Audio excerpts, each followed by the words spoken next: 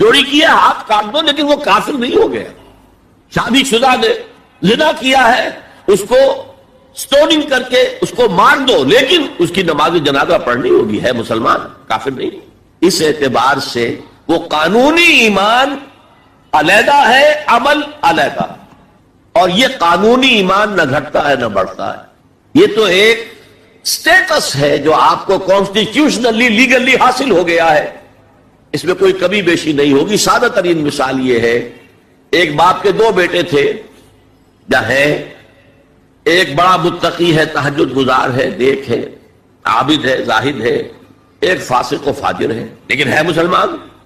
کیا وراثت میں اس متقی کو زیادہ حصہ ملے گا اور فاسق و فاجر کو کم ملے گا؟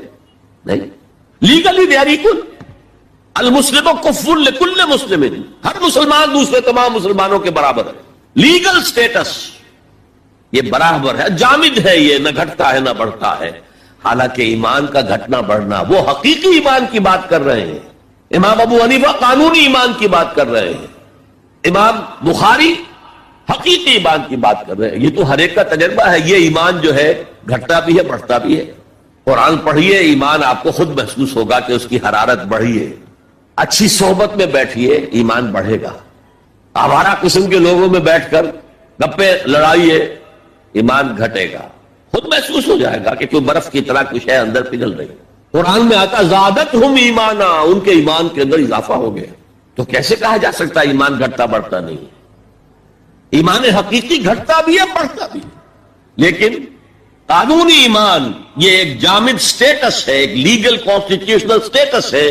یہ نہ گھٹتا ہے نہ بڑھتا، اور عمل اس کے اندر داخل نہیں ہے، عمل اس پر مستزاد ہے، علیحدہ ہے.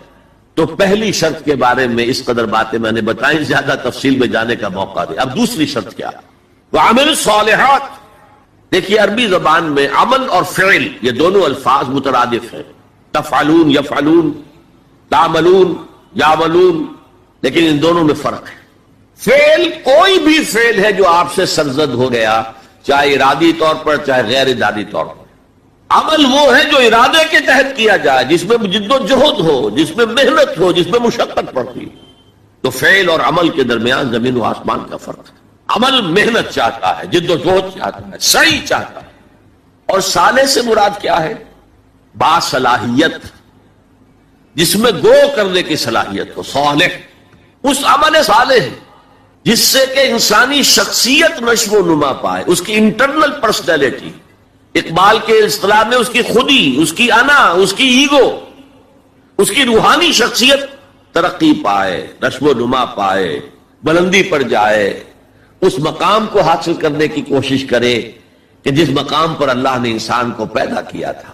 والتین والزیتون وطور سینین وہذا البلد الامین لقد خلقنا الانسان فی احسن تقویم. بہترین سطح پر پیدا کیا، مسجود ملائک بنایا، اپنا خلیفہ قرار دیا. ثم رددناہ اسفل سافلین، پھر نیچوں میں سب سے نیچے پھینک دیا. فرشتے ہم سے اونچے، جنات بھی ہم سے اونچے. جنات کہاں کہاں تک جاتے ہیں؟ میرا یہ خیال ہے کہ کم سے کم سولر سسٹم تک تو جنات کی رسائی ہے. آگے ہے یا نہیں میں نہیں کہہ سکتا، لیکن یہ انسان اب محنت کرے گا. نیچے اگر پھینک دیا گیا تھا الا الذین آمنوا وعملوا الصالحات، جو ایمان لائیں گے نیک عمل کریں گے، وہ پھر ریگین کر لیں گے اپنے اس مقام کو جس مقام پر انہیں اصلاً پیدا کیا گیا تھا. اور جو لوگ اس مقام کو حاصل نہیں کر سکتے ان کے بارے میں قرآن کہتا ہے اولئک کالانعام، سورہ اعراف میں، یہ چوپایوں کے مانند ہیں، حیوانات ہیں. بل ہم اضل، بلکہ ان سے بھی گئے گزرے ہیں. کیوں؟ حیوان کو جس سطح پر پیدا کیا گیا اس پر اپنی زندگی گزار رہا ہے، اس سے اوپر کی کوئی صلاحیت دی ہی نہیں گئی. انسان کو لقد خلقنا الانسان فی احسن تقویم، اگر انسان حیوان کی سطح پر گر جائے جیسے کہ آج گر چکا ہے تو وہ حیوانات سے بدتر ہے. اولئک کالانعام بل ہم اضل لہم قلوب لا یفقہون بہا لہم اعین لا یبصرون بہا لہم آذان لا یسمعون بہا. ان کا دل ہے اس سے غور نہیں کرتے، آنکھیں ہیں ان سے دیکھتے نہیں ہیں، کان ہیں ان سے سنتے نہیں ہیں. کیا ابو جہل آنکھ سے نہیں دیکھتا تھا؟ کیا ابو جہل کان سے نہیں سنتا تھا؟ یہ وہ انر شخصیت ہے آپ کی، وہ روحانی شخصیت ہے آپ کی، جو دیکھتی ہے بغیر ان آنکھوں کے، جو سنتی ہے بغیر ان کانوں کے، جو غور و فکر کرتی ہے اس عقل سے نہیں بلکہ اس قلب سے۔ تو اللہ نے تو سب کچھ دیا تھا، ہر ایک میں وہ روح پھونکی ہوئی ہے، لیکن یہ لوگ اپنی اس روح سے بیگانہ ہو گئے ہیں، بھول گئے ہیں کہ ہمارے اندر کوئی ڈیوائن ایلیمنٹ بھی ہے، ڈیوائن سپارک۔ یہ لفظ جو ہے مغربی فلسفے میں استعمال ہوتا ہے، ڈیوائن سپارک، ایک شعلہ ملکوتی ہمارے اندر ہے، انہوں نے بھی دیکھا ہے۔ لیکن آج کا انسان خاص طور پر ڈارون کے نظریے کے پھیلاؤ کی وجہ سے، یہ نظریہ بایولوجی کے میدان کا نظریہ تھا اور بایولوجی کے میدان میں اسے تقریباً ریجیکٹ کیا جا چکا، لیکن سوشل سائنسز میں اس طرح پرمیٹ کر چکا ہے، سوشالوجی میں، سائیکالوجی میں اس طرح پرمیٹ کر گیا ہے کہ آج کا انسان اپنے آپ کو سوائے حیوان کے کچھ نہیں سمجھتا۔ یہ ہیومن ٹریجڈی سب سے اونچی ہے، وہ شرف جو اللہ نے عطا کیا تھا، وہ مقام اور مرتبہ جو اللہ نے عطا کیا تھا، اس سے انسان خود مستعفی ہو گیا۔ نتیجہ کیا نکلا ہے کہ جیسے ہم کہتے ہیں کہ گھوڑا اور گدھا کیا فرق ہے؟ گھوڑا ذرا ریفائنڈ اینیمل ہے، تب غلط ہے اس میں، گدھا بیچارہ کورس اینیمل ہے، باقی فرق کیا ہے یہ بتائیں۔ اسی طرح انسان اور شمپینزی اور گوریلا میں کیا فرق ہے یہ بتائیں ہمیں۔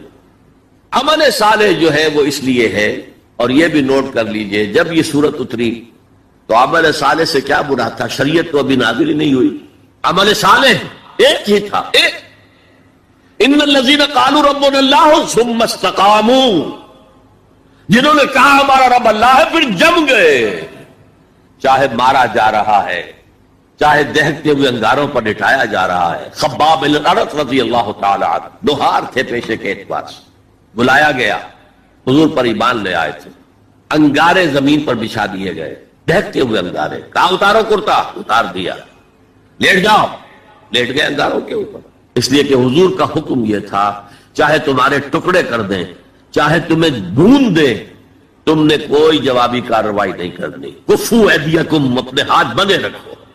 قرآن میں تو یہ کہیں جا کر سورہ نساء میں حکم آیا ہے، یہ ایک زمانہ تھا جب کہ تمہیں حکم تھا کہ اپنے ہاتھ روکے رکھو، مکے میں یہ حکم حضور نے دیا تھا، لہذا لیٹ گئے، پیٹھ کی کھال جلی، چربی پگھلی، اس سے وہ انگارے ٹھنڈے ہوئے۔ ان الذین قالوا ربنا اللہ ثم استقاموا، پھر جم گئے۔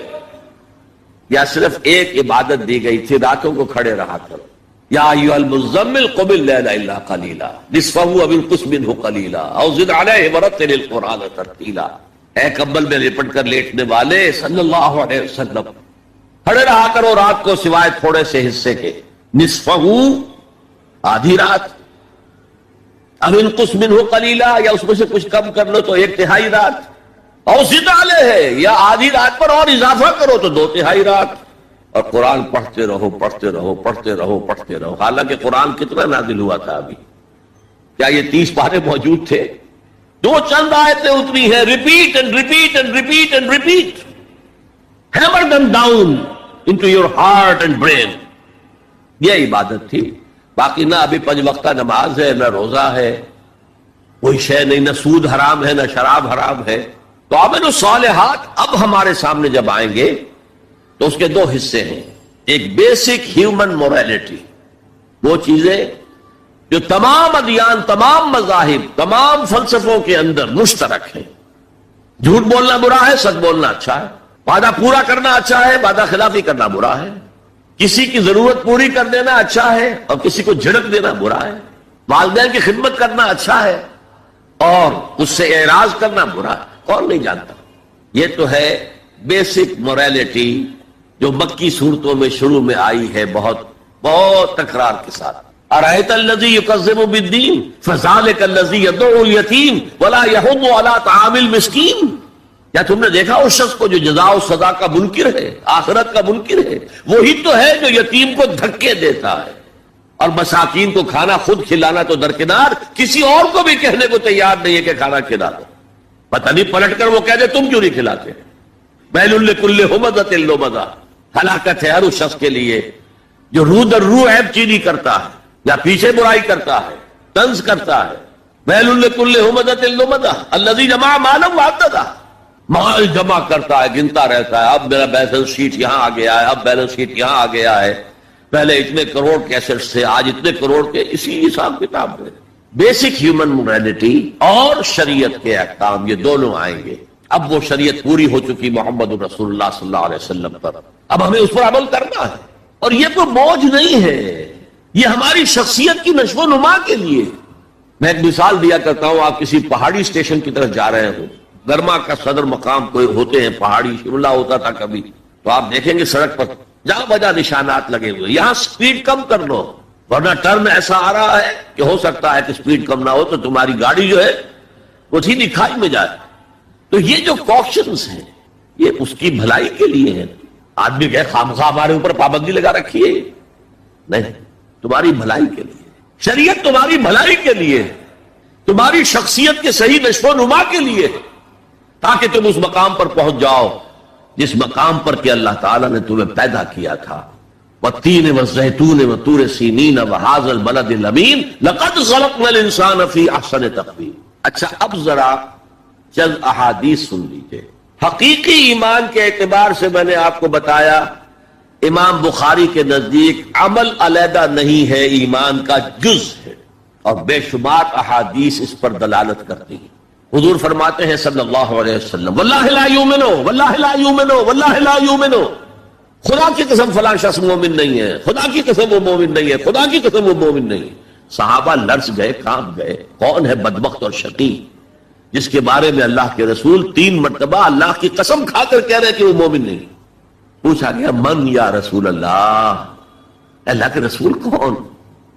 فرمایا الذی لا یامن جارہ بوائقہ، وہ شخص جس کی ایذا رسانی سے اس کا پڑوسی امن میں نہیں ہے، چین میں نہیں ہے. کیسے سیپریٹ کریں گے ایمان کو عمل سے؟ ہے کوئی آری جو کاٹ دے ان کو علیحدہ علیحدہ کر دے؟ لیکن یہ حقیقی ایمان کی بات ہے، قانونی ایمان کی بات نہیں ہے. ویسے یہ تو کوئی گناہ کبیرہ بھی نہیں، یہ تو کج خلقی ہے نہ صرف، لیکن اس کے اوپر 3 دفعہ قسم کھائی جا رہی ہے مومن نہیں ہے، نہیں ہے، نہیں. فرمایا لا یزنی الزانی حین یزنی وہو مومن، کوئی زانی حالت ایمان میں زنا نہیں کرتا. وہ ایمان 2 کوڑی کا نہیں کہ جو دل میں موجود ہو اور پھر کوئی شخص زنا کرے، تو کیا قیمت ہے اس ایمان کی؟ 2 کوڑی نہیں. ولا یسرق السارق حین یسرق وہو مومن، اور نہ ہی کوئی چور جب چوری کرتا ہے تو وہ مومن ہوتا ہے. ولا یشرب الخمر حین یشرب وہو مومن، اور نہ کوئی شرابی شراب پیتا ہے تو اس وقت مومن ہوتا ہے، مومن نہیں ہوتا. ہاں توبہ کرے تو ایمان واپس آ جائے گا. الا الذین تابوا وآمنوا وعملوا الصالحات وعملوا عملا صالحا فاولئک یبدل اللہ سیئات حسنات. ہاں جو گناہ کرنے کے بعد توبہ کرے اور ایمان لائے، تجدید ایمان کرے، اس لیے کہ گناہ کی وجہ سے ایمان زائل ہو گیا. ویسے بعض احادیث سے یہ بھی معلوم ہوتا ہے کہ جب وہ گناہ کر رہا ہے اس وقت وہ ایمان دل سے نکل جاتا ہے، لیکن ایک پرندے کے مانند اس کے سر پر چکر لگاتا رہتا ہے. جب گناہ سے فارغ ہو جاتا ہے تو ایمان واپس آ جاتا ہے. یہ اللہ کا بڑا فضل اور کرم ہے. جیسے کہ وہاں کہا گیا تھا کہ ایمان تو نہیں لائے ہو پھر بھی وَإِن تُطِيعُوا اللَّهَ وَرَسُولَهُ لَا يَلِتْكُم مِّنْ أَعْمَالِكُمْ شَيْئًا إِنَّ اللَّهَ غَفُورٌ رَحِيمٌ. اگرچہ تم مومن نہیں ہو لیکن اس حالت میں بھی اگر تم اللہ کی اور اس کے رسول کی اطاعت کرتے رہو گے تو اللہ تمہارے اعمال کے اجر و ثواب میں کوئی کمی نہیں کرے گا. کیوں؟ اللہ غفور ہے، رحیم ہے. یہ اس کی شان غفاری، شان رحیمی کا صدقہ ہے. اسی طرح منطق تو یہ چاہتی ہے کہ گناہ کے بعد جب تک توبہ نہ کی جائے ایمان نہ آئے دل میں دوبارہ. اور ایک آیت جو میں نے آپ کو سورہ فرقان کی سنائی اس سے بھی یہ متبادر ہوتا ہے. لیکن بعض احادیث سے معلوم ہوتا ہے اور ہمارے ہاں اہل سنت کا عقیدہ یہی ہے کہ جب گناہ سے وہ فارغ ہو جاتا ہے تو ایمان جو ہے پھر دل میں آ جاتا ہے. لیکن ایمان اور عمل صالح کا چولی دامن کے ساتھ ہے، آپ علیحدہ نہیں کر سکتے. ایک اور حدیث حضرت انس رضی اللہ تعالی عنہ فرماتے ہیں جو 9 برس تک حضور کے خادم خاص رہے، جو فرماتے ہیں قلما خطبنا رسول اللہ صلی اللہ علیہ وسلم الا قال لا ایمان لمن لا امانۃ له ولا دین لمن لا عہد له. شاذ ہی کبھی ایسا ہوا ہوگا کہ حضور نے ہمیں کوئی خطبہ ارشاد فرمایا اور اس میں یہ الفاظ نہیں کہے، گویا کہ ہمیشہ اپنے خطبے میں یہ حدیث بیان کرتے تھے آپ، جس شخص میں امانت داری کا وصف نہیں ہے اس کا کوئی ایمان نہیں، کیٹیگوریکل سٹیٹمنٹ ہے، کوئی ایمان نہیں. اور جس شخص میں ایفائے عہد کا مادہ نہیں اس کا کوئی دین نہیں. دین تو نام ہے، آپ عہد کرتے ہیں اللہ سے، ایاک نعبد و ایاک نستعین، اے اللہ ہم تیری ہی بندگی کرتے ہیں اور کرتے رہیں گے، اور اے اللہ ہم تجھ ہی سے مدد مانگتے ہیں اور مانگتے رہیں گے۔ جو شخص چھوٹی چھوٹی باتوں میں وعدہ خلافی کرے وہ اتنے بڑے وعدے کو نبھائے گا جو پوری زندگی کے اوپر حاوی ہے۔ تو یہ نوٹ کر لیجئے، لیگل لیول پر، لیگل ایمان کے لیول پر ایمان علیحدہ، عمل علیحدہ، حقیقی لیول پر، قلبی ایمان والے لیول پر ایمان اور عمل صالح گتھے ہوئے ہیں، چولی دامن کا ساتھ ہے، ان کو ایک دوسرے سے جدا کرنا مشکل ہے۔ اب آئیے تیسری شرط، وَتَوَاصَوْا بِالْحَقِّ، انہوں نے آپس میں یا بہت زیادہ شدت کے ساتھ، باب تفاعل کے اندر دو خواص ہیں، مل جل کر کوئی کام کرنا یا مبالغہ ہوتا ہے، بہت شدت سے وہ کام کرنا۔ میں ان دونوں کے اعتبار سے ترجمہ کروں گا، اور وصیت کا لفظ آتا ہے ہمارے ہاں جب کوئی شخص مرتے ہوئے جو بات کہتا ہے، اہم ترین بات جو سمجھ رہا ہے وہی تو کہے گا نا۔ وہ لوگ آپس میں ایک دوسرے کو حق کی نصیحت کرتے ہیں یا وہ عوام الناس کو حق کی وصیت کرتے ہیں بڑی شدت کے ساتھ، دونوں ترجمے ہو گئے۔ یہ عمل صالح اور ایمان کا لازمی تیسرا نتیجہ ہے۔ دیکھیے فزیکل لا بھی یہ ہے، اگر کہیں بھٹی ہے آگ کی تو اس سے حرارت ماحول میں نفوذ کرے گی، اگر برف کی سل رکھی ہوئی ہے تو اسے برودت، ٹھنڈک ماحول میں پھیلے گی۔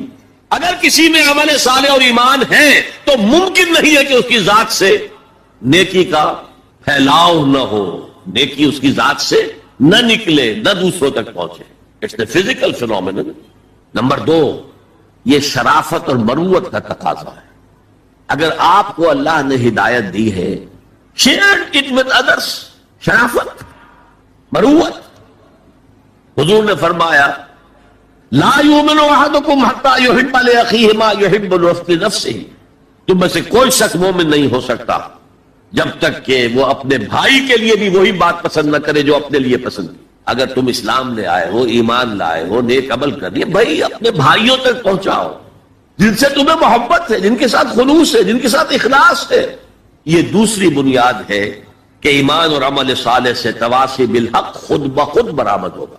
اور ایک تیسری بات ہے حمیت، غیرت۔ میں یہاں آپ کو ایک حدیث سنا رہا ہوں، ایک طویل عرصے تک اپنے زمانہ طالب علمی میں یہ حدیث خطبہ جمعہ میں سنتا رہا۔ مولانا تھانوی رحمۃ اللہ علیہ نے جو خطبات جمعہ مرتب کی ان میں یہ حدیث ہے۔ حضور ارشاد فرماتے ہیں اوحى اللہ عز وجل الى جبرائیل علیہ الصلوۃ والسلام ان اقلب مدینۃ کذا وکذا باہلھا، اللہ تعالیٰ نے وحی کے ذریعے سے حکم دیا حضرت جبرائیل کو کہ فلاں فلاں بستیوں کو الٹ دو، تلپٹ کر دو، جیسے سدوم اور عمورہ کی بستیوں پر عذاب آیا تھا ویسا عذاب ان بستیوں کے اوپر لے آؤ۔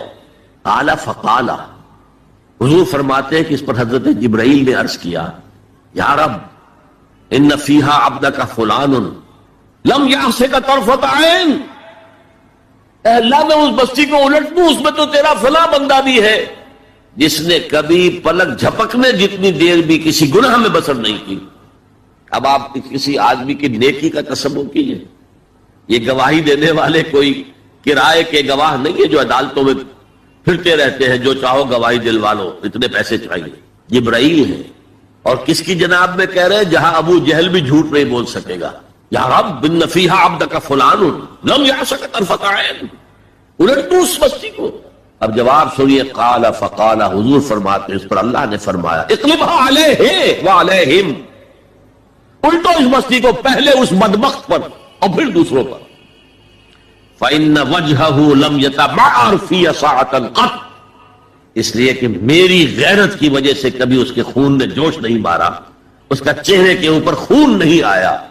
آپ کو کوئی ماں کی گالی دے، اگر تو آپ میں جان ہے تو وہ جانے دیں گے اس کو، اور اگر جان نہیں ہے آپ اس کا مقابلہ نہیں کر سکتے تب بھی غصہ آئے گا، کانپیں گے آپ غصے کی وجہ سے، چہرہ آپ کا سرخ ہو جائے گا، یہ تو کم سے کم ہوگا نا۔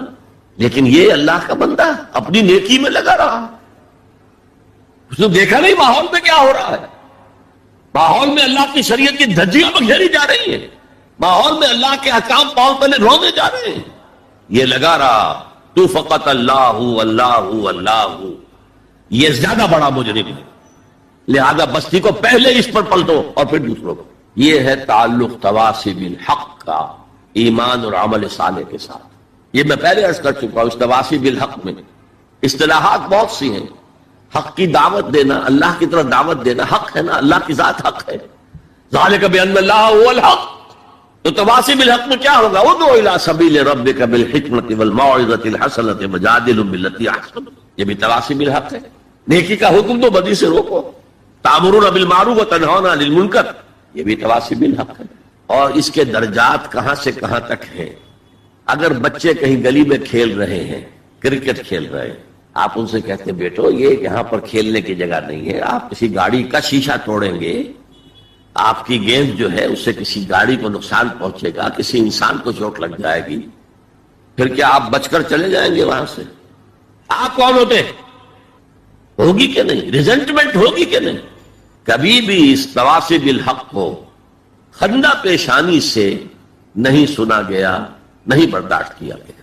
اور اگر کچھ لوگ سمجھتے ہیں کہ ہم تواصی بالحق کر رہے ہیں پھر بھی معاشرہ اس سے کچھ نہ کہے، انہیں کوئی تکلیف نہ پہنچائے، اس کا مطلب ہے انہوں نے حق کا کوئی ایسا حصہ لیا ہے کہ جو لوگوں کی دکھتی رگ کو نہیں چھیڑتا، اس سے بچ بچ کر چل رہے.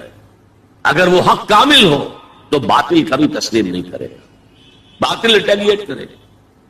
اب آپ سنیے ایک اور بات. یہ چھوٹا حق تھا کہ بیٹو یہاں نہ کھیلو، کسی گراؤنڈ میں جا کر کھیلو. سب سے بڑا حق کیا ہے؟ اس کائنات کا خالق، مالک اور حاکم اللہ، اس کا حکم یہاں نافذ ہونا چاہیے. یہ حق ہے. اگر نہیں ہے تو اللہ کے خلاف بغاوت ہے.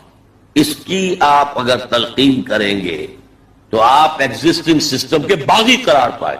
پوری دنیا میں secularism, sovereignty of the people. تم کیا کہہ رہے ہو؟ تمہاری یہ ڈفلی کیا بجا رہی ہے؟ خدا کی ساورنٹی. یہ سب سے بڑا حق ہے. اس حق پر جو بھی ریزنٹمنٹ ہوئی تھی مکے میں، جیسے جیسے ستائے گئے تھے حضور اور آپ کے صحابہ کو آپ کے علم میں، اگر تواصی بالحق ہو رہا اور ریزنٹمنٹ نہ ہو تو پھر آپ حق کی تعلیم نہیں دے رہے، اس کے کسی ایسے جز کی دے رہے ہیں کہ جس سے کسی کو کوئی نقصان نہ پہنچتا. بس یہ کوئی جینٹل مین ایگریمنٹ ہے آپ کا وقت کے نظام کے ساتھ. ہم تمہیں چھیڑیں گے نہیں، باقی ہمیں واز کہنے دو، کہہ جاؤ. اسی لیے فرمایا من رأى منکم منکرا فلیغیرہ بیدہ. جو شخص تم میں سے کسی منکر کو دیکھے، کسی بدی کو دیکھے، کسی خلاف حق بات کو دیکھے، اس کا فرض ہے کہ اسے طاقت کے ساتھ اپنے ہاتھ سے روکے. فَإِن لَمْ يَسْتَطِعْ، اگر اس کی طاقت نہ ہو فَبِلِسَانِهِ، تو زبان سے تو کہہ دو کہ خدا کے بندے یہ کام نہ کرو، یہ غلط ہے، یہ حرام کام ہے، اللہ کے غضب کو دعوت نہ دو، یہ تو کہہ دو. اور اگر زبانوں پر بھی تالے ڈال دیے گئے ہو تو پھر کم سے کم دل سے شدید نفرت ہو. اگر یہ بھی نہیں ہے تو پھر ایمان نہیں ہے. ذالک اضعف الایمان، یہ ایمان کا کمزور ترین درجہ ہے. من رأى منکم منکرا فلیغیرہ بیدہ فإن لم يستطع فبلسانه فإن لم يستطع فبقلبه فذلك اضعف الایمان، یہ ایمان کا کمزور ترین درجہ ہے. اگر یہ بھی نہیں ہے، بدی کو پھیلتے ہوئے، پھلتے ہوئے، پھولتے ہوئے ہم دیکھ رہے ہو اور ہماری نیند میں بھی خلل نہ آئے، ہماری غیرت جوش میں نہ آئے، ہم اس کو بدلنے کی کوئی صحیح نہ کریں، ہمیں اس کا افسوس تک نہ ہو، وائے ناکامی مکائے کارواں جاتا رہا، کارواں کے دل سے احساس زیاں جاتا رہا، پھر ایمان کا کیا سوال. اسی مضمون کی ایک اور حدیث ہے، یہ حضرت ابو سعید الخدری رضی اللہ تعالیٰ عنہ سے، اور مسلم شریف کی روایت ہے جو میں نے آپ کو سنائی. اسی مسلم شریف میں عبداللہ ابن مسعود سے روایت ہے. قال النبی صلی اللہ علیہ وسلم ما بعث اللہ من نبی فی قومہ من قبل الا کان له اصحاب وحواریون یاخذون بامرہ ویقتدون بسنتہ. اللہ تعالیٰ نے جس قوم میں بھی کسی نبی کو مبعوث کیا اس میں اس کے کچھ نہ کچھ صحابہ، کچھ حواری ہوتے تھے، تھوڑے ہوں زیادہ ہوں. وہ کیا کرتے تھے؟ اپنے نبی کی سنت کو مضبوطی سے پکڑ لیتے تھے اور ان کے حکم کی پیروی کرتے تھے. ثم انہا تخلف من بعدہم خلوف، پھر ہمیشہ ایسا ہوتا رہا کہ ان کے بعد ایسے ناخلف پیدا ہو گئے، یقولون ما لا یفعلون ویفعلون ما لا یؤمرون، جو کہتے تھے جو کرتے نہیں تھے، اور کرتے وہ تھے جس کا حکم نہیں دیا گیا. میلاد النبی کے جلوس نکل رہے، اللہ کے رسول نے حکم دیا تھا. کرتے وہ ہیں جس کا حکم نہیں دیا گیا. یفعلون ما لا یؤمرون ویقولون ما لا یفعلون، اور کہتے وہ ہیں جو کرتے نہیں ہیں. اب سنیے، فمن جاہدہم بیدہ فہو مومن، جو ایسے لوگوں کے خلاف مسلمان ہوں گے نا وہ ثم انہا تخلف من بعدہم خلوف، یہ غیر مسلموں کی بات نہیں ہو رہی ہے، مسلمانوں کی، مسلمان حکمران آئے ایسے. فمن جاہدہم بیدہ فہو مومن، جو کوئی ان کے خلاف جہاد کرے گا ہاتھ سے طاقت سے وہ مومن ہوگا. ومن جاہدہم بلسانہ فہو مومن، اور جو ان سے جہاد کرے گا زبان سے وہ مومن ہوگا. ومن جاہدہم بقلبہ فہو مومن، جو دل سے جہاد کرے گا یعنی دل سے شدید نفرت رکھے گا فہو مومن، وہ بھی مومن ہوگا. ولیس وراء ذلک من الایمان حبۃ خردل، اس کے بعد تو ایمان رائی کے دانے کے برابر بھی نہیں. یہ ہے تواصی بالحق، حق کی وصیت کرنا. اچھا، اس میں جو دوسرا پہلو میں نے گنوایا تھا، ایک ہے اس کا عام مفہوم، لوگوں کو پوری شدت کے ساتھ حق کی طرف دعوت دینا، حق کی وصیت کرنا، امر بالمعروف کرنا، نہی عن المنکر کرنا، دین کی طرف بلانا. ایک یہ آپس میں حق کی وصیت کرنا. یہاں سے تصور ابھرتا ہے کہ جو لوگ ایمان اور عمل صالح کی وادیوں میں سے گزر رہے ہیں انہیں ایک جماعتی شکل میں ہونا چاہیے، اور اس جماعت کی روح ہونی چاہیے تواصی بالحق. آپ کا ایک بھائی غلطی کر رہا ہے، روکیے اس کو. آپ کا ایک ساتھی اس کی کچھ ہمت جواب دے رہی ہے، اس کو حوصلہ دیجیے، اس کو بڑھائیے. یہ تواصی بالحق نہیں ہوگا تو جماعتی زندگی جو ہے وہ کمزور ہوتی چلی جائے. اس کو مولانا فراہی رحمۃ اللہ علیہ نے لکھا ہے کہ اس تواصی سے پہلے تو ایک جماعتی زندگی لازم آتی ہے اور پھر نظام خلافت کا قیام لازم آتا ہے. اس لیے کہ ایک کام ہے یہ تواصی بالحق کا جو ہم اپنے معاشرے میں کریں، ایک ہے اس کا کام جو پوری عالمی سطح پر ہو. یہ عالمی سطح پر کون کرے گا؟ جب خلافت کا نظام قائم ہوگا تب وہ عالمی سطح پر ہوگا. تو وجوب قیام خلافت یہ مولانا فراہی نے اپنی تفسیر سورۃ العصر کے اندر بیان کیا. یہ تواصی کے لفظ اور یہ جماعتی زندگی نوٹ کر لیجئے. حضور نے فرمایا ید اللہ علی الجماعہ، اللہ کا ہاتھ جماعت کے اوپر ہوتا ہے، یعنی اللہ کی تائید، اللہ کی نصرت جماعت کے ساتھ منحصر. حضرت عمر فرماتے لا اسلام الا بالجماعہ ولا جماعہ الا بالامارہ ولا امارہ الا بالاطاعہ. جماعت کے بغیر کوئی اسلام نہیں، اور امارت کے بغیر کوئی جماعت نہیں، اور اطاعت کے بغیر کسی امیر کا کوئی فائدہ ہی نہیں، اس کا حکم مان. تو تواصی بالحق کے ضمن میں ایک اجتماعی زندگی ناگزیر ہے، اسے ایک بڑے پیمانے پر کرنے کے لیے. اور سب سے بڑا پیمانہ کیا ہوگا؟ خلافت راشدہ کا نظام کہیں قائم ہو تاکہ وہ پوری دنیا میں تواصی بالحق اس کا فریضہ سر انجام دے. اس لیے کہ حضور کی بعثت جو ہے وہ صرف اہل عرب کی طرف نہیں تھی. وما ارسلناک الا کافۃ للناس بشیرا ونذیرا، اے محمد ہم نے نہیں بھیجا ہے آپ کو مگر تمام انسانوں کے لیے بشیر اور نذیر بنا کر. اب آئیے تواصی بالصبر. دیکھیے جہاں تواصی بالحق ہوگا معاشرے سے ریزنٹمنٹ لازماً آئے. میں نے بتایا بچے ہی آپ کے گلے پڑ جائیں گے، آپ کون ہیں ہمارے معاملے میں دخل دینے والے، اور آپ بڑے حق کی بات کریں تو جن کی خدائی کے تخت جمے ہوئے ہیں وہ آپ کی بات جو ہے وہ چلنے دیں گے؟ وہ تو خود خدا بنے ہوئے، خود حاکم بنے ہوئے ہیں. لہذا ریزنٹمنٹ از اے رول، اپوزیشن از اے رول. ایک بگڑے ہوئے معاشرے میں اگر اپوزیشن نہیں ہو رہی، ریزنٹمنٹ نہیں ہو رہی، تو پھر تیسری مرتبہ کہہ رہا ہوں پھر حق کی دعوت نہیں ہے. آپ نے اندر خانے کوئی معاہدہ کیا ہوا ہے اس باطل کے ساتھ، ہم تمہیں نہیں چھیڑیں گے، تمہاری دکھتی رت پر ہاتھ نہیں رکھیں گے، بس ہم واس کہیں گے، پھر ٹھیک ہے، بلکہ وہ خود آپ کے گلے میں ہار ڈال دیں گے. وَتَوَاصَوْا بِالصَّبْرِ، صبر، یہ صبر جو ہے بہت سے معنی میں آتا ہے. صبر علی الاطاعہ، اطاعت پر صبر کرنا. شدید سردی کا موسم ہے، فجر کا وقت ہے، پانی گرم نہیں ہے، ٹھنڈا ہے، اس ٹھنڈے پانی سے بھی وضو کر کے نماز پڑھنا، یہ صبر علی الطاعہ، اللہ کی اطاعت پر صبر. مئی جون کا مہینہ ہے، روزہ سخت ہے، لمبا ترین ہے، صبر کرنا.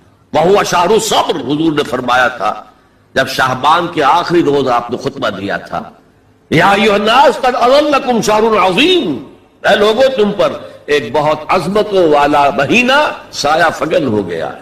اس مہینے کی ایک ڈیفینیشن کیا تھی؟ وَهُوَ شَهْرُ الصَّبْرِ، وہ صبر کا مہینہ. ایک ہے صبر عن المعصیہ، معصیت کے مقابلے میں اپنے آپ کو روکے رکھنا.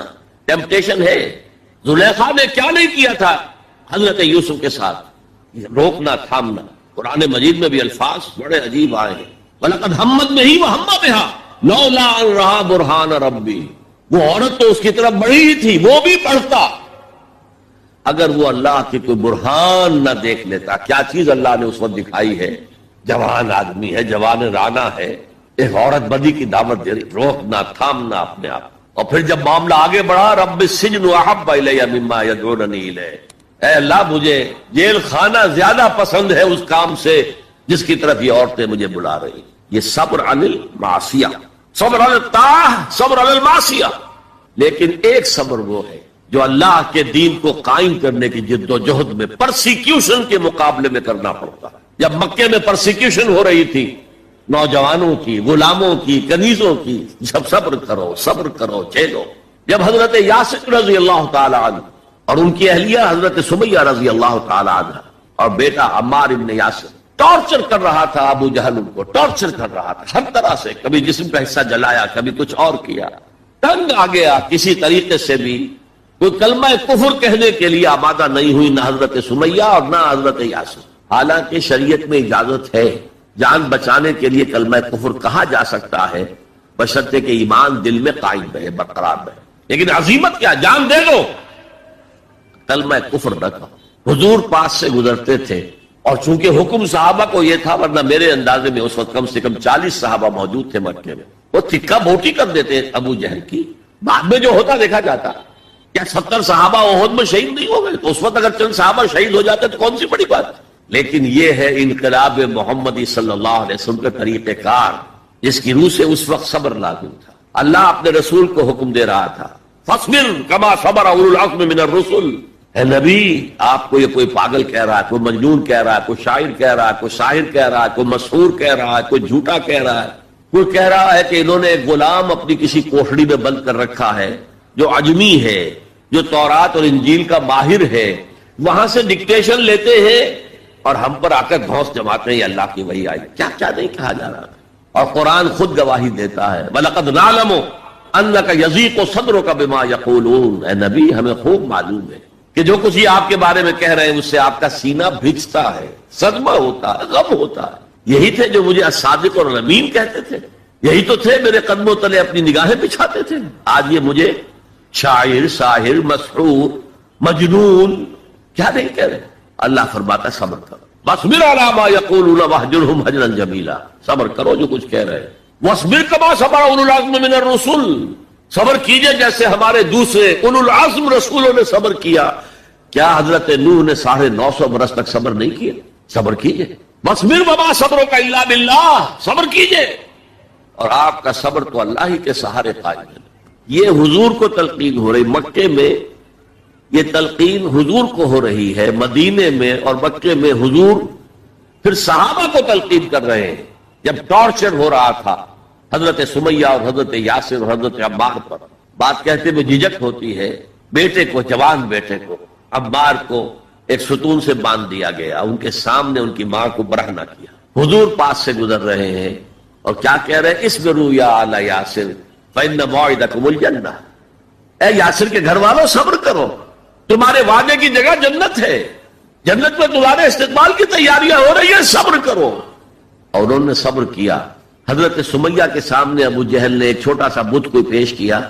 ایک دفعہ کہہ دو کہ ہاں اس میں بھی کچھ ہے، اسے بھی کچھ اختیار ہے، میں چھوڑ دوں گا تجھے. انہوں نے تھوک دیا اس بت کے اوپر اور غصے میں آ کر اس نے برچھا جو ہے، برہنہ تو کیا ہوا تھا، ان کے شرمگاہ کے اندر مارا ہے جو پورے جسم سے آر پار ہو گیا. یہ تھا صبر. اصبروا اصبروا اصبروا. پھر مدنی دور میں آ کر ایک دوسرا صبر شروع ہو گیا. اب جنگوں کا دور آیا. ہتھیلی پر جان رکھو اور باہر آ جاؤ.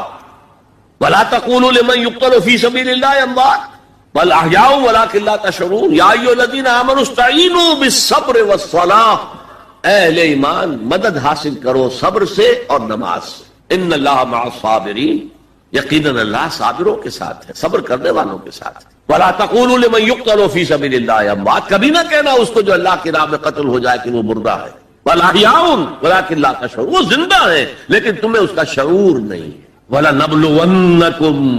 اور ہم تمہیں لازماً آزمائیں گے. بِشَيْءٍ مِّنَ الْخَوْفِ وَالْجُوعِ وَنَقْصٍ مِّنَ الْأَمْوَالِ وَالْأَنفُسِ وَالثَّمَرَاتِ. خوف سے آزمائیں گے، بھوک سے آزمائیں گے، فاقے آئیں گے، اور جان اور مال اور ثمرات کا ضیاع ہوگا، نقصان ہوگا۔ وَبَشِّرِ الصَّابِرِينَ الَّذِينَ إِذَا أَصَابَتْهُمْ مُصِيبَةٌ قَالُوا إِنَّا لِلَّهِ وَإِنَّا إِلَيْهِ رَاجِعُونَ۔ اے نبی بشارت دے دیجئے صبر کرنے والوں کو۔ صبر کرنے والے کون؟ جب ان پر کوئی مصیبت آئے، کوئی تکلیف آئے، کوئی آزمائش آئے تو وہ کہیں ہم اللہ ہی کے ہیں، اللہ ہی کی طرف ہمیں لوٹ جاتا۔ یہ ہے وہ صبر کہ جو علی الابتلاء، امتحان پر صبر ہو رہا ہے۔ تو تین صبر میں نے آپ کو بتائے۔ صبر علی الطاعہ، اطاعت پر صبر۔ صبر عن المعصیہ، معصیت سے روکنا۔ صبر کے معنی اپنے آپ کو تھامنا، روکنا۔ اسی کے معنی میں لفظ استقاموا جو میں نے آپ کو بتایا تھا، ان الذین قالوا ربنا اللہ ثم استقاموا، جمے رہے۔ جان جا سکتی ہے لیکن اس کلمہ ایمان سے ہم پیچھے نہیں ہٹ سکتے۔ اور پھر جو بھی آزمائشیں آئیں برداشت کرو، جھیلو، اور آپس میں ایک دوسرے کو صبر کی وصیت اور نصیحت کرتے رہو۔ ہو سکتا ہے کسی کی ہمت جواب دے رہی ہو، اس کا حوصلہ بڑھاؤ، اس کے سامنے مثال پیش کرو خود صبر کر کے۔ خربوزے کو دیکھ کر خربوزہ رنگ پکڑتا ہے۔ جماعت زندگی کی یہ برکات ہوتی ہے۔ کونوا مع الصادقین، صادق لوگوں کے ساتھ رہو، جڑے رہو، تاکہ تمہارے اندر اگر کبھی کوئی کمزوری کا پہلو آئے تو اللہ تعالی اس جماعتی زندگی کی برکت کے طفیل سے تمہیں اثر نو کمر ہمت کسنے کی توفیق عطا فرمائے۔ یہ ہے اس سورہ مبارکہ کا ذرا گہرائی میں اتر کے تجزیہ۔ اب یہ نوٹ کر لیجئے کہ یہ چار چیزیں چار پلرز کے مانند ہیں: ایمان، عمل صالح، تواصی بالحق، تواصی بالصبر۔ ان میں متوازن انداز میں ترقی ہونی چاہیے۔ میں نے مثال دے دی، ایک شخص انتہائی نیک، انتہائی نیک، انتہائی نیک، ہم یہاں سے کا طرفتا عین، اے اللہ اس شخص نے تو پلک جھپکنے جتنی دیر بھی معصیت میں بسر نہیں کی، لیکن تواصی بالحق اور تواصی بالصبر نہیں ہے تو وہ سارا عمل زیرو۔ اقلبها علیہ وعلیہم، ایمان بڑھانے کے لیے، ایمان بالغیب کو ایمان بالشہود بنانے کے لیے مراقبے ہو رہے ہیں، چلہ کشی ہو رہی ہے، یہ ہو رہا ہے، وہ ہو رہا ہے، لیکن میدان میں آنے کو تیار نہیں ہے۔ باطل خوشیاں منا رہا ہے، مست رکھو ذکر و فکر صبح گاہی میں، انہیں پختہ تر کر دو مزاج خانقاہی میں۔ انہوں نے ہمارے لیے کھلا میدان چھوڑ دیا، لگے ہوئے خانقاہوں میں، نکل کر خانقاہوں سے ادا کر رسم شبیری کہ رسم خانقاہی ہے، فقط اندوہ دل گیری۔ میدان میں آؤ۔ والعصر ان الانسان لفی خسر الا الذین آمنوا وعملوا الصالحات وتواصوا بالحق وتواصوا بالصبر۔ شاید آپ نے نوٹ کیا ہو، میں نے شروع کی جو دعائیں ہوتی تھیں ان میں آج یہ دعا ایڈ کی تھی: اللہم ربنا اجعلنا من عبادک الذین آمنوا وعملوا الصالحات وتواصوا بالحق وتواصوا بالصبر۔ پروردگار اپنے فضل و کرم سے ہمیں ان لوگوں کے زمرے میں شریک کر دے جو ایمان لائے جیسے کہ ایمان لانے کا حق تھا، جنہوں نے عمل صالح کما حق ادا کیا، جنہوں نے تواصی بالحق کا حق ادا کیا، اور جو پھر صبر میں پورے اترے۔ بارک اللہ لی ولکم فی القرآن العظیم ونفعنی وإیاکم بالآیات والذکر الحکیم انہ تعالی جواد کریم ملک بر رؤوف رحیم۔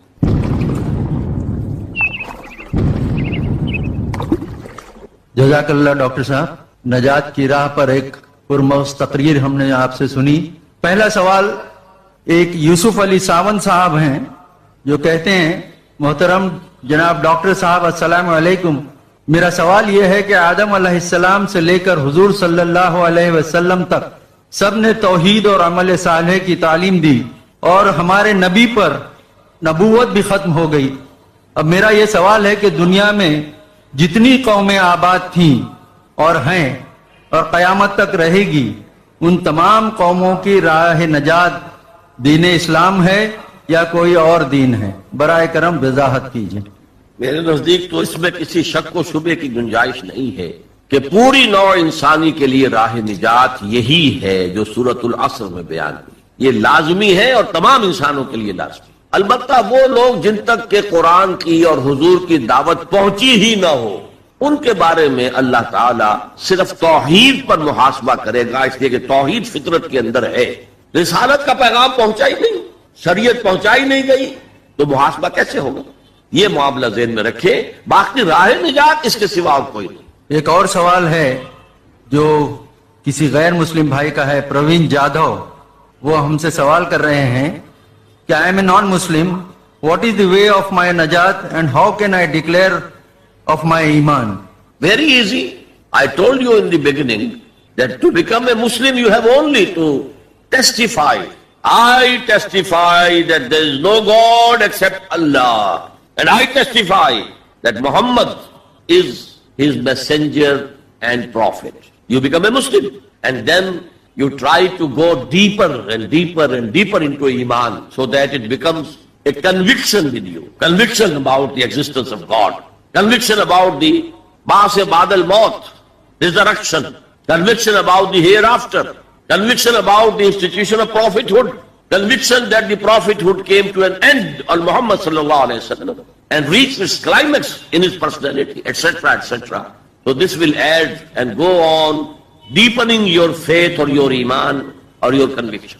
عابد صاحب کا ایک دوسرا سوال تھا، نجات میں حقوق العباد اور حقوق اللہ کے کتنے اثر انداز ہوں گے، یا پھر صرف ذاتی عمل کی بنیاد پر نجات ملے گی؟ میں نے کل آپ کو ایک حدیث سنائی تھی کہ محض ذاتی عمل کی بنیاد پر کسی کو نجات نہیں ملے گی جب تک کہ رحمت خداوندی دستگیری نہ کرے. اس لیے کہ کون سا انسان ہے جو خطا کار نہ ہو. کل بنی آدم خطاؤون و خیر الخطائین التوابون. اس اعتبار سے رحمت خداوندی ضروری ہے، البتہ یہ کہ اس کے لیے ایمان اور عمل صالح اور تواصی بالحق اور تواصی بالصبر کرنے کی حتی الامکان کوشش کرنا، یہ آپ کا فرض ہے. سید فہیم اختر صاحب، ان کا سوال ہے، سب سے پہلے تو شکر ہے اللہ کا کہ آپ ہمارے بیچ یہاں ہیں، اور پھر ڈاکٹر ذاکر نائک صاحب کے مشکور ہیں کہ انہوں نے یہ اہتمام کیا.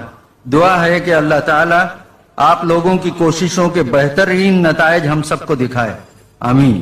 سوال، کیا پڑوسی اگر ہندو یا عیسائی ہو یعنی کہ غیر مسلم ہو تو بھی وہ حدیث جو آپ نے پڑوسی کے بارے میں بتائی لاگو ہوتی ہے؟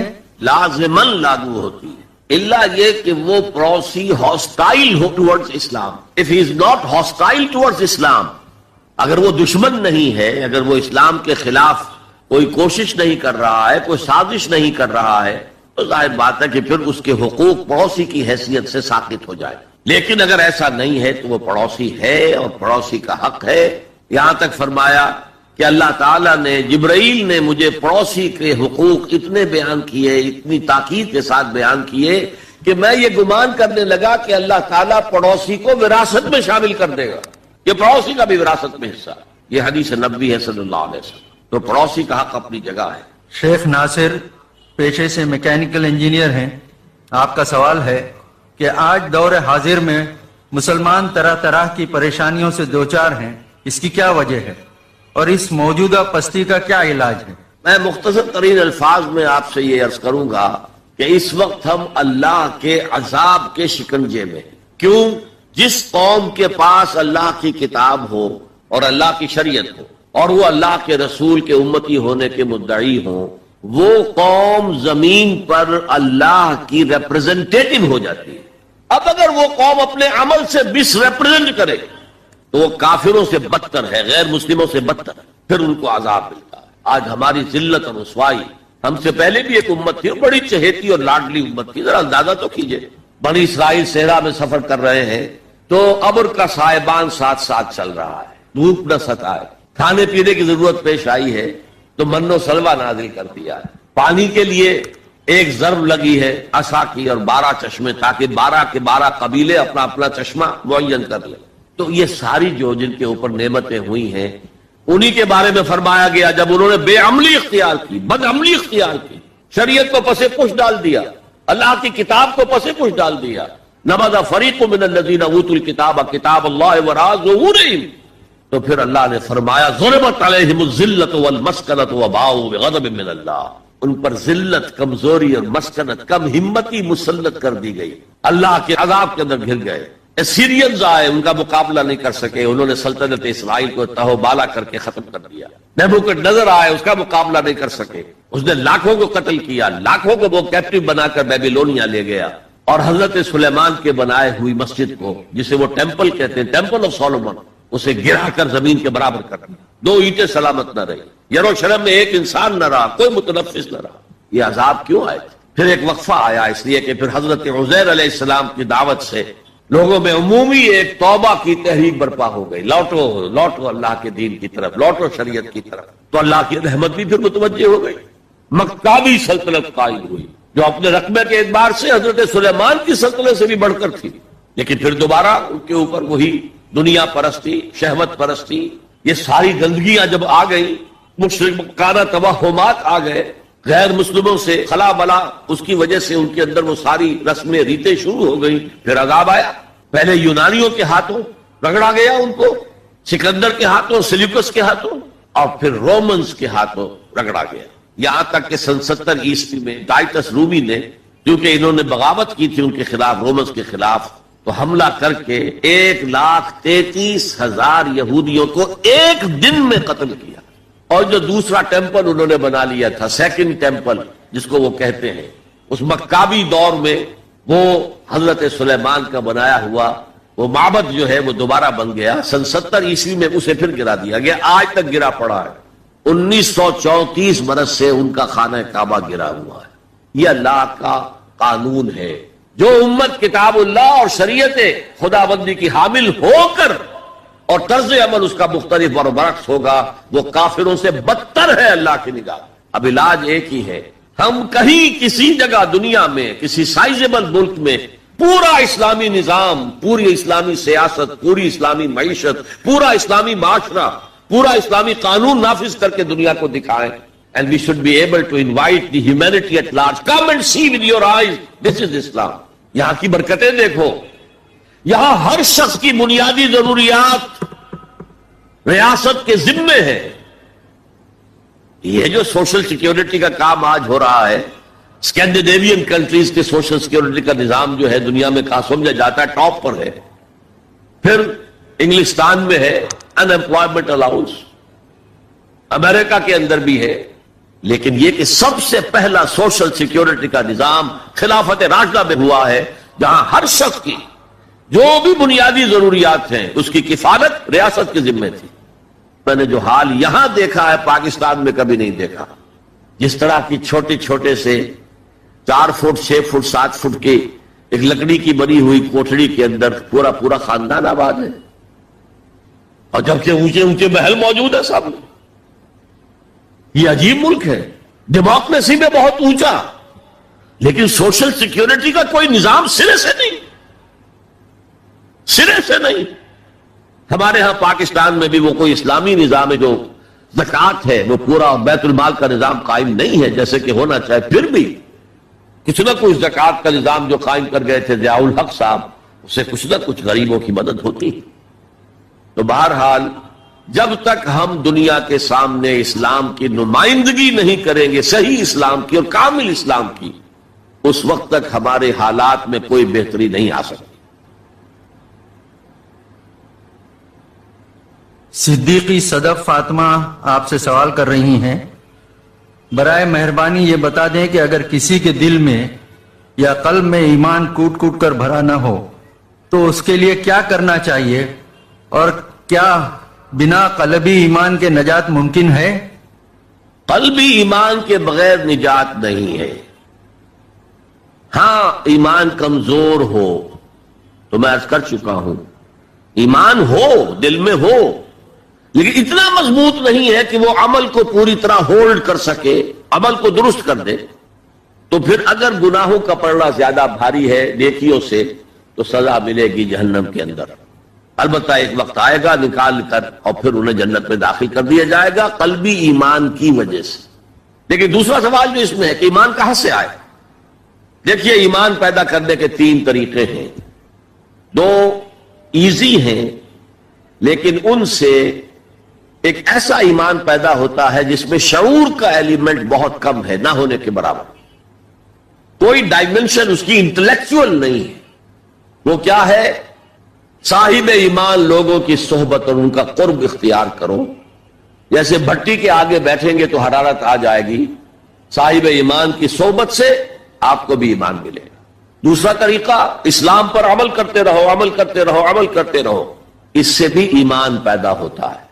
لیکن جو اصل ایمان ہے، جو شعوری ایمان ہے، جیسے کہ سورہ یوسف میں کہا گیا، حضور سے کہلوایا گیا، قل ھذہ سبیلی ادعو الی اللہ علی بصیرۃ انا ومن اتبعنی. اے محمد کہہ دو یہ میرا راستہ ہے، میں اللہ کی طرف بلا رہا ہوں، علی وجہ البصیرت، میں اندھیرے میں ٹامک ٹوئیا نہیں مار رہا ہوں، علی وجہ البصیرت. اور نہ صرف میں بلکہ جو میری پیروی کر رہے ہیں وہ بھی علی وجہ البصیرت کر رہے ہیں. تو علی وجہ البصیرت ایمان صرف قرآن سے ملے گا. مولانا ظفر علی خان کبھی میں حیران ہوتا ہوں، وہ عموماً تو سیاسی شاعر تھے اور جنگ آزادی کے بہت بڑے سپاہی تھے، اس میں کوئی شک نہیں، کہ انہوں نے ایک بڑا پیارا شعر کہا ہے، وہ جنس نہیں ایمان جسے لے آئیں دکانیں فلسفہ سے، ڈھونڈنے سے ملے گی عاقل کو یہ قرآن کے سی پاروں میں. عاقل انٹلیکچوئل انسان اس کو وہ جو ایمان چاہیے جس کا انٹلیکچوئل ڈائمنشن بھی ہو، اس کی سورس صرف اور صرف قرآن.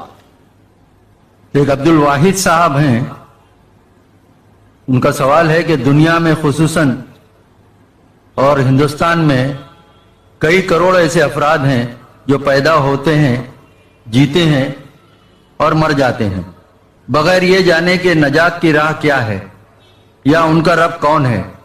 ایسے لوگوں کا کیا معاملہ ہوگا؟ دیکھیے قرآن مجید میں ایک بہت بڑی خوشخبری کئی بار آئی ہے، لا یکلف اللہ نفسا الا وسعها. اللہ تعالیٰ ذمہ دار نہیں ٹھہرائے گا کسی بھی انسان کو مگر اس کی وسعت کے مطابق. اگر اس تک علم پہنچا ہی نہیں، دعوت پہنچی ہی نہیں، تو میں محتاط ترین الفاظ میں کہوں گا اللہ ان کے ساتھ نرمی کرے گا، وہ اللہ تعالیٰ کے عفو کے مستحق ہوں گے. البتہ اگر کسی کو دعوت پہنچا دی گئی، پڑھا لکھا انسان ہے، قرآن بھی پڑھ لیا اس نے، اور پھر بھی وہ ایمان نہیں لایا، تو وہ کافر ہے، اس کے لیے پھر آخرت میں عذاب ہے. انہی صاحب کا دوسرا سوال ہے، اسلام کی دعوت ایک اہم فریضہ ہے لیکن اس سے غفلت پائی جاتی ہے، ایسے میں مایوسی بھی ہوتی ہے اور کبھی اپنی بے بسی پر افسوس بھی.